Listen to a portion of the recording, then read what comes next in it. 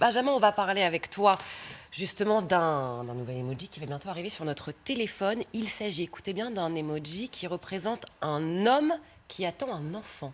Exactement, véridique, ce qu'on appelle un... Alors, homme enceinte, on doit dire théoriquement homme enceint. Ça va arriver dans les téléphones sur l'une des prochaines mises à jour de votre smartphone Apple. Ça va arriver dans quelques semaines du coup. Alors, vous allez voir, c'est pas un homme qui a bu trop de bière, hein. C'est bien un homme qui porte un enfant. Alors vous allez me dire pourquoi un tel symbole? Ça nous vient de la côte ouest américaine, hein, des géants de la tech évidemment.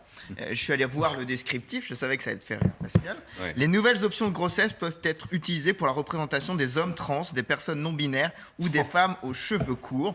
Et alors effectivement, ces créateurs de l'emoji s'appuient sur un phénomène qui est extrêmement minoritaire mais qui existe, c'est-à-dire ce qu'on appelle les pères gestateurs. C'est quelques cas par an. Ce sont des cas souvent de personnes trans, c'est-à-dire une personne née femme qui est devenue homme, mais qui a gardé son utérus. Ça donne un père gestateur. Et ça s'appelle une mère. Oh.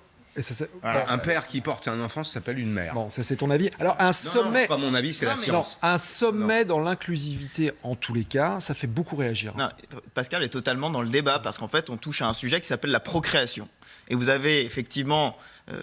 franchement, je suis allé regarder sur Twitter, c'est vraiment divisé. C'est-à-dire que vous avez d'un côté cette position que tient Pascal, qu'on est dans un excès d'inclusivité, qu'on est dans un mélange des genres au sens premier du terme, et puis de l'autre, l'avis de dire que c'est une étape supplémentaire vers une reconnaissance salvatrice des identités transgenres. Voilà. Mais on est sur quelque chose de très très sensible. Et l'emoji, de manière générale, alors ça peut paraître anecdotique comme ça, mais c'est quelque chose de très sensible. Vous allez regarder dans vos téléphones, après la chronique, là, vous allez regarder l'emoji salade.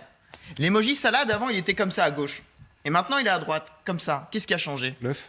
Pourquoi on a enlevé l'œuf? Vegan, effectivement. On est dans cette logique d'inclusivité. Ça, c'est qui décide? Ça s'appelle la dictature des minorités. Oui, mais qui décide? Qui décide? Alors, qui décide de pas le mettre? Ça s'appelle l'exclusion. C'est aussi la dictature des géants de la tech, je vais te dire. Parce que ça, c'est décidé où? C'est décidé aux États-Unis. Je vous disais, les GAFAM, il y a un consortium qui s'appelle le consortium Unicode qui définit chaque année, de manière assez opaque, dans des réunions, ce qui sera un emoji et ce qui ne sera pas. Et alors moi, c'est mon cheval de bataille depuis maintenant des mois, mais j'aime bien le drapeau. Ah, mais moi, je me dis, pourquoi nous, en France, on n'a pas nos drapeaux régionaux, le Pays Basque, la Corse, la Bretagne. On les réclame depuis des mois. Surtout la Bretagne. Depuis des mois, et on ne les a pas parce que c'est visiblement pas assez inclusif aux yeux des Américains.